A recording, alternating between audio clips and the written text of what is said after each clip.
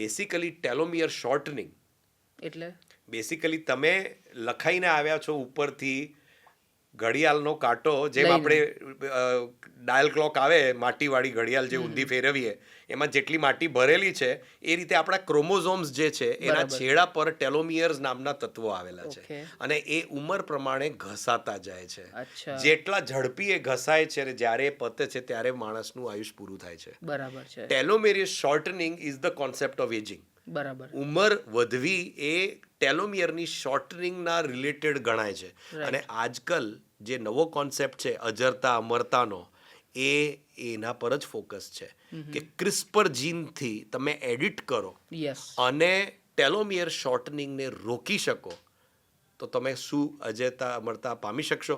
2 સંશોધનો એવા કહે છે કે કદાચ 2035 સુધી એ ટેકનોલોજી આવી જશે કે death may become optional. People may die only by 2 mechanisms, either by accidents or suicide. અરે વાહ. આઈ થિંક આ ક્રિસ્પર ની વાત કરી જે નોબલ કરેક્ટ જેના પર નોબલ મળ્યું યસ જેના પર નોબલ મળ્યું. એટલે ક્રિસ્પર એ પદ્ધતિ છે.